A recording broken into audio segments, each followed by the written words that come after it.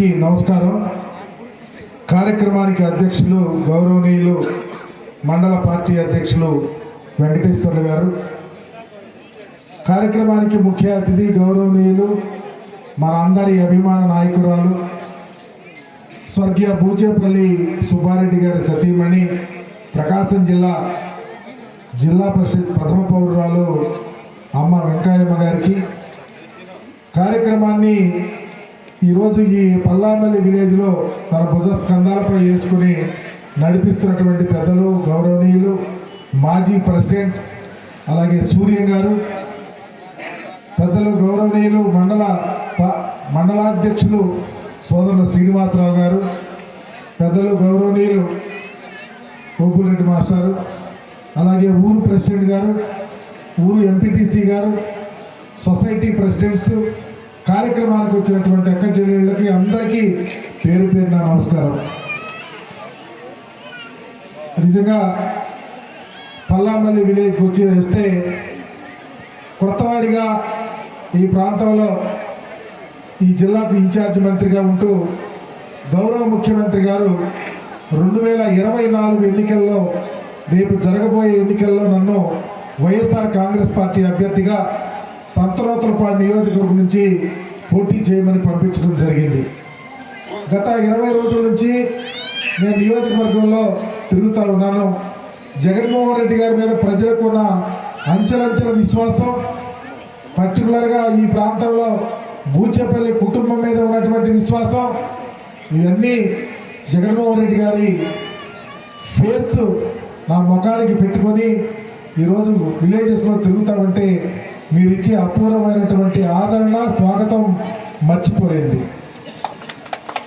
పర్టికులర్గా రాష్ట్రంలో ఒకసారి పరిపాలన సరళికి వెళ్తే 2014లో చంద్రబాబు నాయుడు గారు అనేక వాగ్దానాలు ఇచ్చి అధికారంలోకి వస్తే ఆయన 14 నుంచి 19 దాకా ముఖ్యమంత్రిగా ఉంటే, అంతకుముందు కూడా టోటల్గా 14 సంవత్సరాలు ఈ రాష్ట్రానికి చంద్రబాబు నాయుడు గారు ముఖ్యమంత్రిగా పనిచేసినప్పుడు ఈ రాష్ట్రంలో ఉన్న రైతాంగ సమస్యల మీద, పేద ప్రజల యొక్క ఎక్కట్లు, వ్యతలు, బాధలు, కష్టాలు ఏనాడు ఆలోచించలా. రాష్ట్రానికి వచ్చినటువంటి బడ్జెట్ని ఏ విధంగా ఎలా ఖర్చు చేశాడో, పేద ప్రజల కోసం ఆలోచించకుండా పరిపాలన చేసినటువంటి పరిస్థితి చూశాం.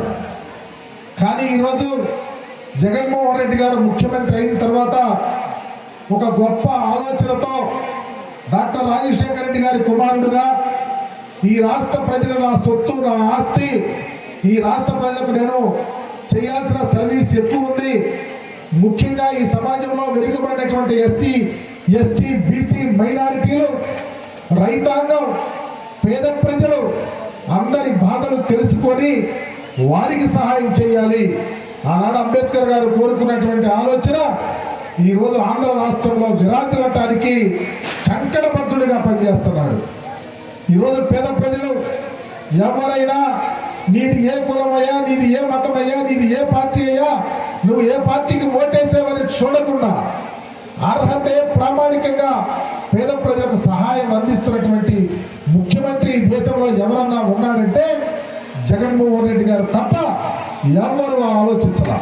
ఆయన ఆలోచించినటువంటి ఆలోచన పేద ప్రజల కుటుంబాలు బాగుండాలని, వారి పిల్లలు చదువుకోవాలని, ఆ చదువు కూడా ఇంగ్లీష్ చదవాలని, ఆ కుటుంబాలు ఎవరికి అప్పుల పాపులకు వెళ్ళకూడదని, ఆ కుటుంబాలు ఆరోగ్యవంతులుగా ఉండాలని, అవసరమైతే 25 లక్షల రూపాయలైనా ఎక్కడైనా ఖర్చు పెట్టి ఏ రాష్ట్రంలోనైనా చూయించుకోవడానికి పెద్ద హాస్పిటల్లో చూయించుకుని అనారోగ్యవంతులైతే ఆరోగ్యవంతులుగా చేయాలని, ఆ కుటుంబాలకు ఎక్కడ ఇళ్ల స్థలం లేకుండా అర్హతే ప్రామాణికంగా ప్రతి అర్హత ఉన్న వారికి 31 లక్షల ఇళ్ల పట్టాలిచ్చి ఆదుకున్నటువంటి చరిత్ర ఈ రాష్ట్రంలో జగన్మోహన్ రెడ్డి గారికి.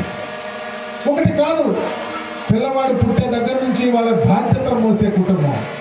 ముసలి వాళ్ళకు ఉదయాన్నే 6 గంటల కల్లా 1వ తారీఖు టెన్షన్గా ఇచ్చేటువంటి ప్రభుత్వం దేశంలో ఎక్కడా లేదు.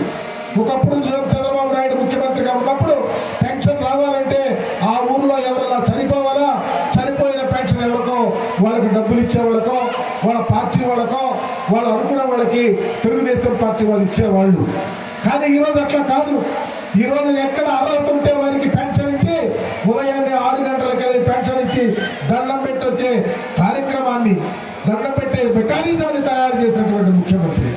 ఎక్కడ అశ్రద్ధ పక్షపాతం ఉండదు, ఎక్కడ ఇచ్చే డబ్బులు ఒక్క పైసా కూడా అవినీతి ఉండదు.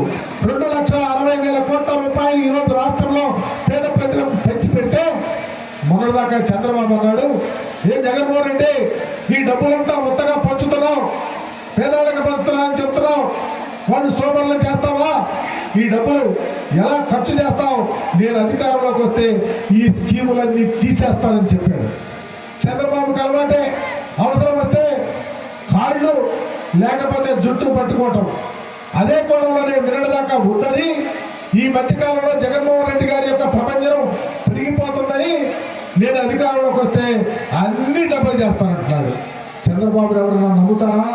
2014లో 640 వాగ్దానాలు ఇచ్చి ఒక్క వాగ్దానం కూడా చేయక, పాపం మహిళలైతే డ్వాక్రా రుణాలు మాఫీ చేస్తాన్నాడు, రైతు రుణ మాఫీ చేస్తానన్నాడు, ఇంటికి ఒక ఉద్యోగం ఇస్తానన్నాడు, లేకపోతే ₹2,000 ఇస్తాన్నాడు. ఎప్పుడన్నా చేశాడా? జగన్మోహన్ రెడ్డి గారు ఏం చెప్పాడో, ఏం చేయాలనుకున్నాడో, ఏం చేస్తారని హామీ ఇచ్చాడో, ఎలాంటి హామీలు ప్రజలకు ఇచ్చాడో వాటిని తూచా 100కి 100% చేసి చూపించి ఈ రాష్ట్రంలో మరలా నేను మీ కుటుంబానికి సహాయం నా వల్ల అందితే నాకు ఓటేయండి, లేకపోతే వద్దని చెప్పే ముఖ్యమంత్రి ఈ దేశ చరిత్రలో ఎక్కడా లేదు, ఒక్క జగన్మోహన్ రెడ్డి గారికి